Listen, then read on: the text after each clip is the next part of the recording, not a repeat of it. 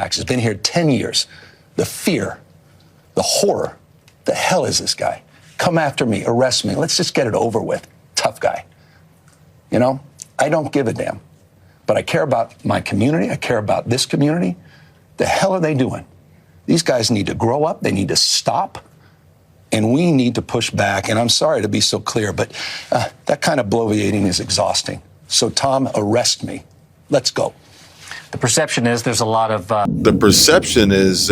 of animosity towards Tom Homan, Kristi Noem, ICE, DHS, President Trump, the majority, and America's mandate and the rule of law. And as you just saw and heard, California's governor and Nancy Pelosi's nephew, Gavin Newsom, just threatened Donald Trump's border czar and essentially begs Tom Homan to come and arrest Newsom for speaking out. Quote, "Come and get me," he says. Tough guy. I don't give a damn. It won't stop me from standing up for California. And perhaps we should all bookmark and save this image in our archives. And remember moments like this when Gavin Newsom attempts a presidential run.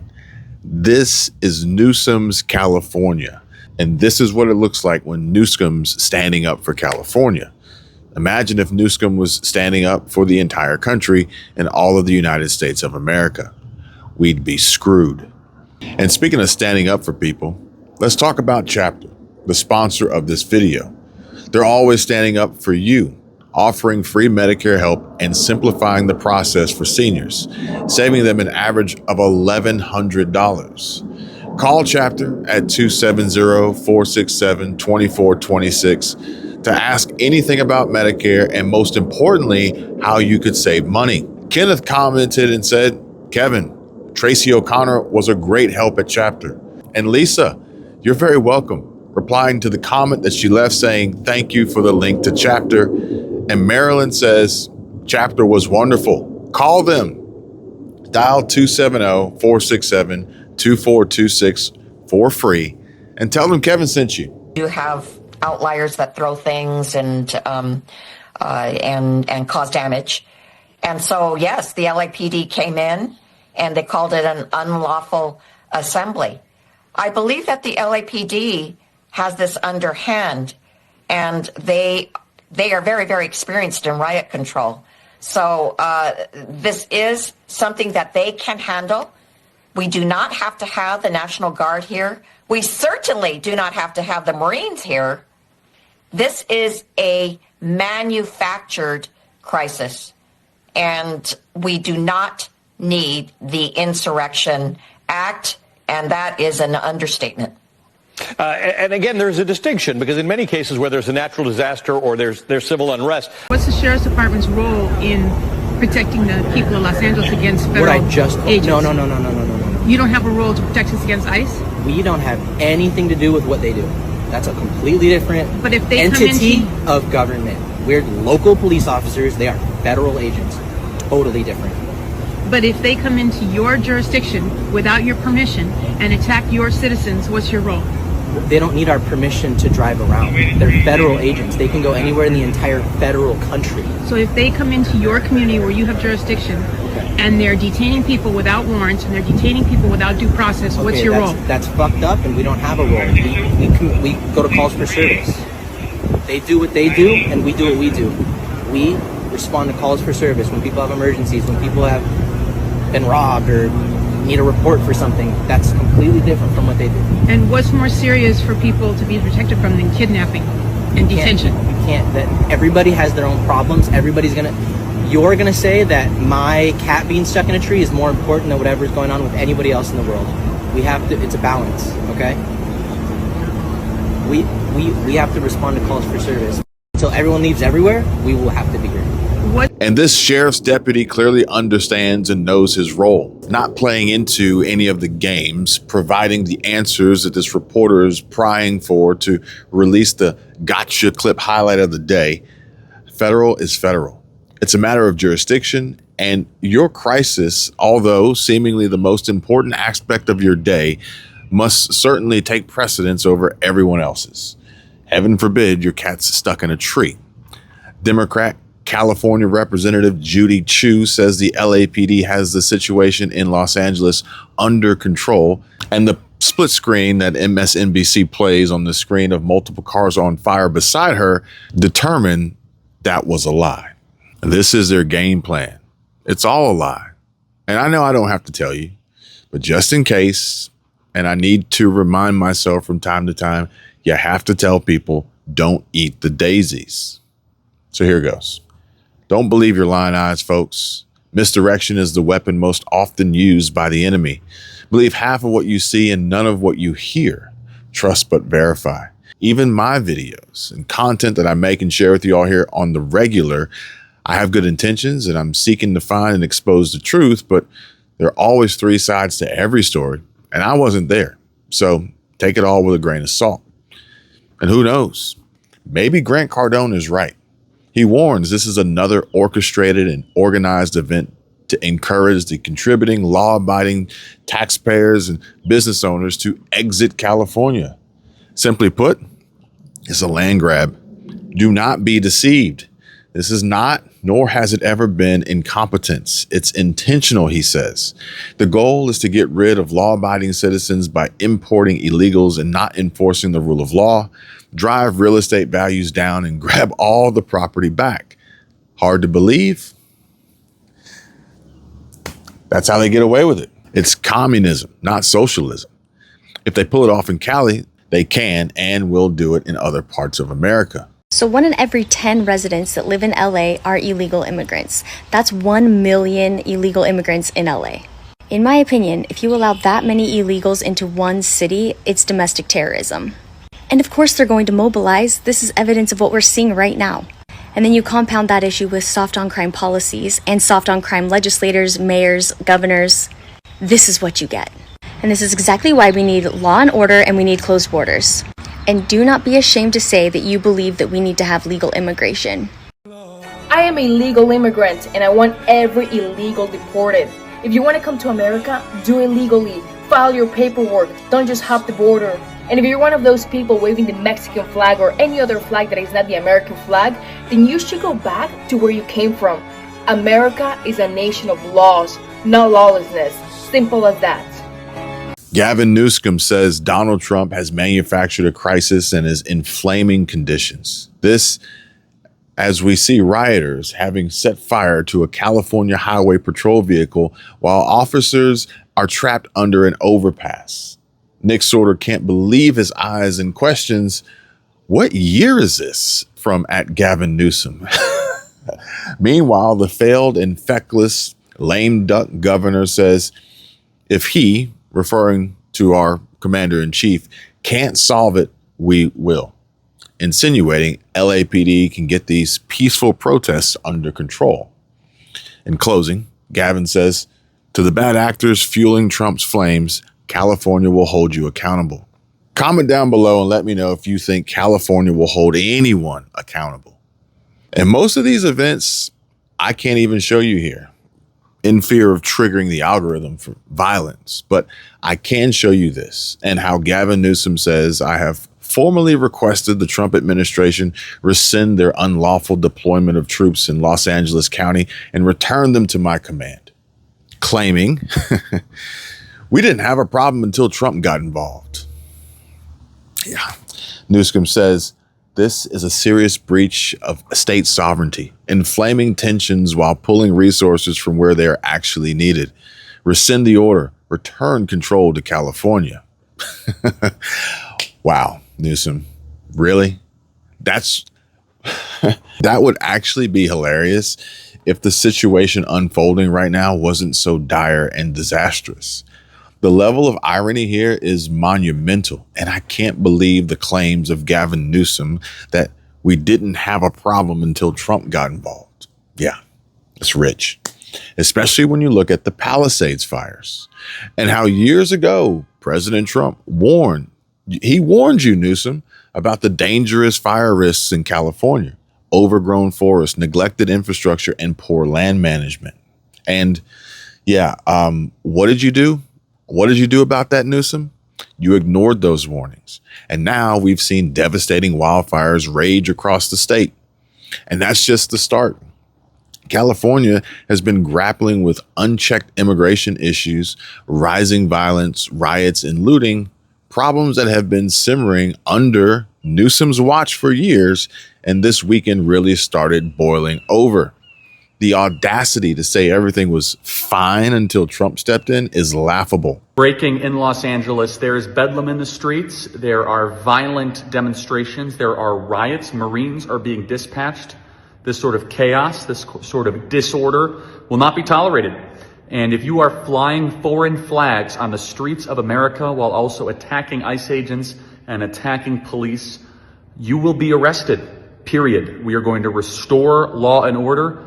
These are not peaceful protests or peaceful demonstrations, and there are 500 Marines on their way right now to do what is necessary to make sure that peaceful demonstration is protected. But what's happening right now is anything but, and the full force of the federal government is going to be in the streets very soon. Do you want to know the truth?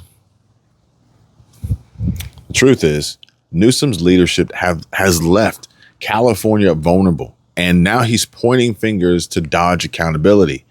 If anything, Trump's involvement has only exposed the chaos Newsom's been unable to handle, and the media can't even hide it anymore. It's pretty bad. That's a different question. But I just want to just state for the record that what did happen in 1992 was so different from what we're seeing now. I mean, that was a real riot that went all across the city of Los Angeles after a verdict in the Rodney King case.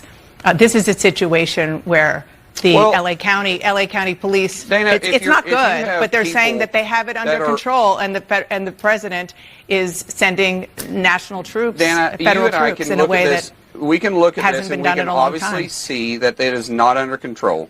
It's not under control. You and I both can see that. It's not under control.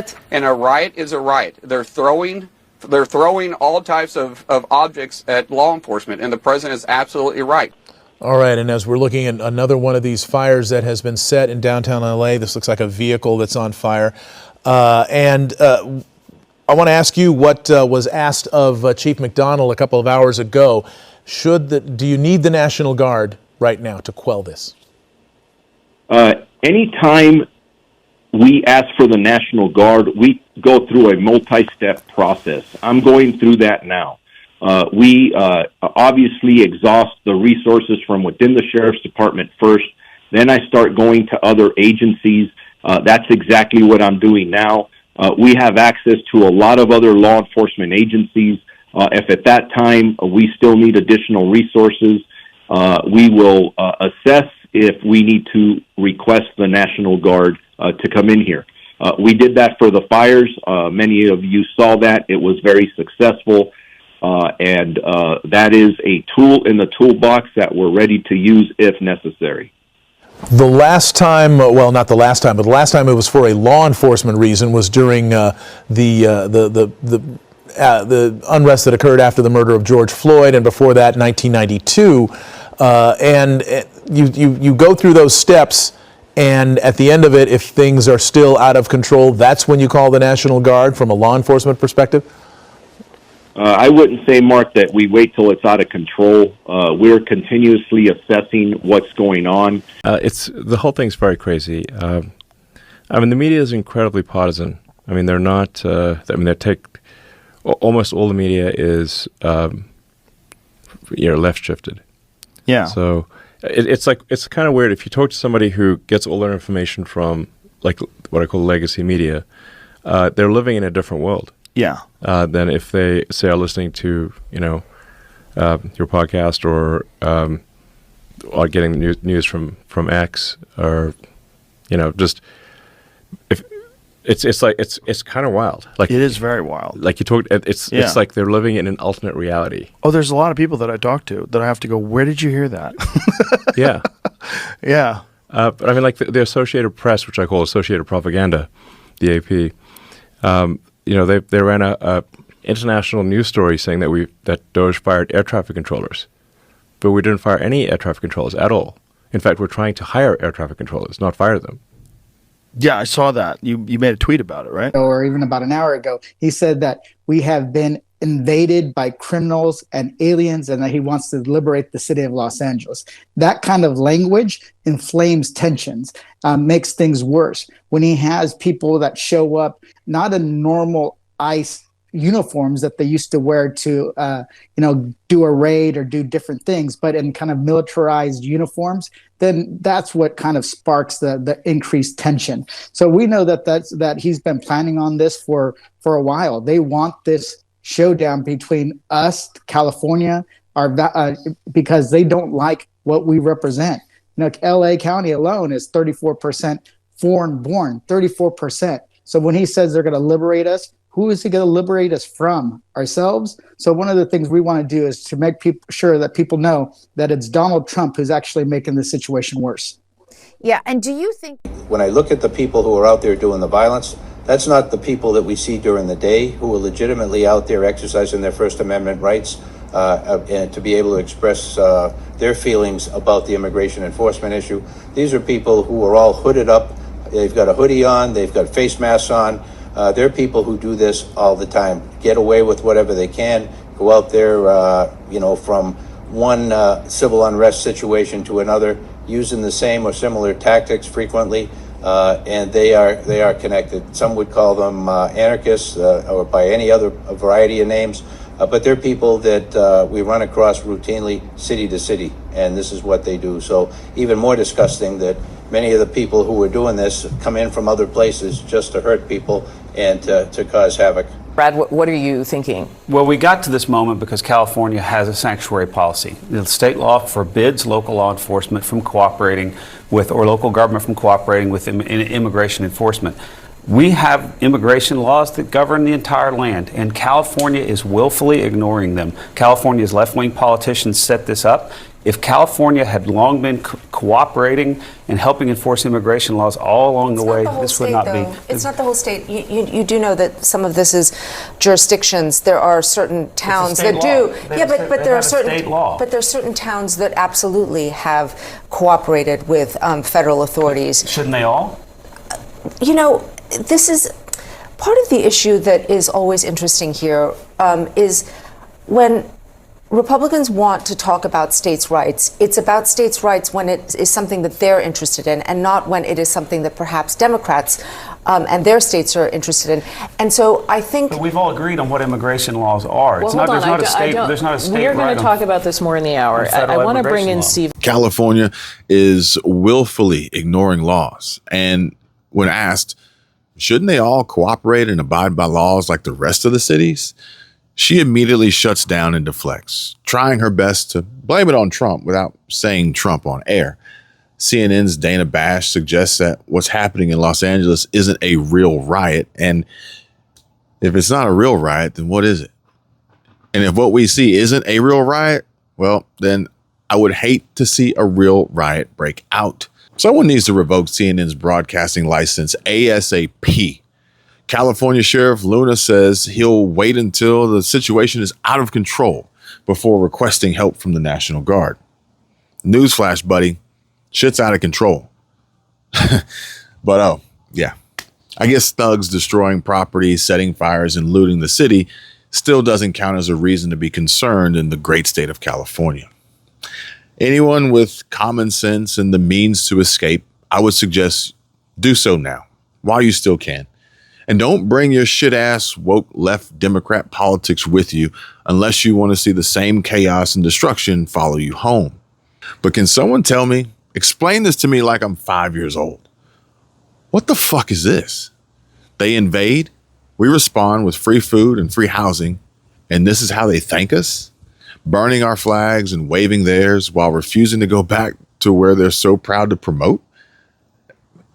They're literally burning, spitting, and pissing on our flags in the streets while chanting, "Fuck Trump." You all do know where this is coming from, right? You do know how this is all funded, I hope. Matt politely asks, can someone help me understand how these people seem to have infinite amounts of time on their hands to protest? He says, I barely have time to go to the grocery store after work. How do thousands of people have all day to go out and protest for illegal immigrants, criminals? But like I said, the media must give up now. And thanks to Elon, and thanks to X, and us having a voice, and you guys sharing these videos, we can see here CNN is throwing in the towel. It's no longer calling the LA riots mostly peaceful. You are in the CNN newsroom. I'm Jessica Dean in New York. We are following breaking news out of Los Angeles tonight. You are looking at live pictures where protests have taken a violent turn in this situation that we're looking at right now. These are self-driving cars that clearly you see people who proclaim to be protesters are stomping on them. We've seen some of them lighting them on fire, taking selfies with them, kicking them. We've also seen law enforcement on horseback trying to disperse the crowd. Now, zooming out for a second, let me take you to where we are right now. This is after several days of ICE raids in. And I wouldn't be surprised if Jessica Dean ended up getting canned, terminated, or placed on leave for actually reporting the news, the truth, and what's happening in California. But I digress.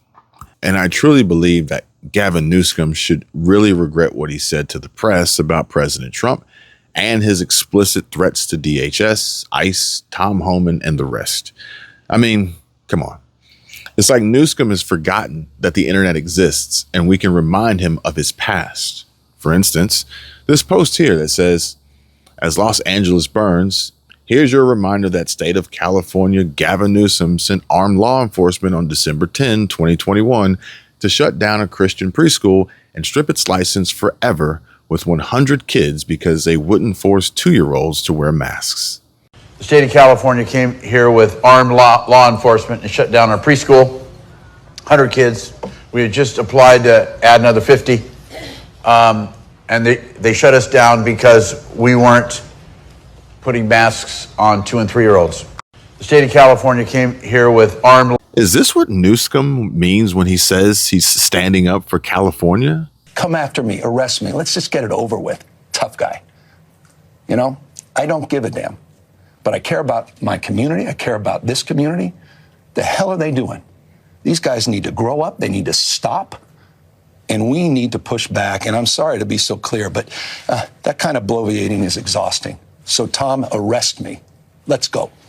The perception. What do you guys think? Let me know in the comments. Do you think Gavin Newsom regrets ever saying this? The media has given up on running cover, and the truth is undeniable. MAGA. President Trump's net approval on immigration is skyrocketing. God bless you all, and thanks for watching. You know, if we just take a look at the baseline numbers here, this is Trump's net approval rating on immigration. It's gone up like a rocket. Compare now versus 8 years ago during Trump's first term. Look at this. In his first term, Trump was way underwater at minus 21 points. But look at this. He's up over 20 points. Now, in the aggregate, he is in positive territory at plus 1 point on his net approval rating. Some other polls even have it a little bit higher than that. There is no issue on which Trump is doing so much better than he was in his first term, more than the issue of immigration. No wonder the Times has written up the way that he is. Trump is begging for a fight on this because he knows what he's doing so far is working with the American electorate. Where does immigration rank on issues for him? How is he doing compared to others? Yeah, so I think what's so important is it is his top issue so far. And the reason it is his top issue is because take a look at the individual nuggets in here. Why are people approving of Trump on immigration, approve of these different immigration actions while Trump's administration's program to deport those here illegally? Look at this, 54% approval. How about agents searching your hometown for those that they think are here illegally?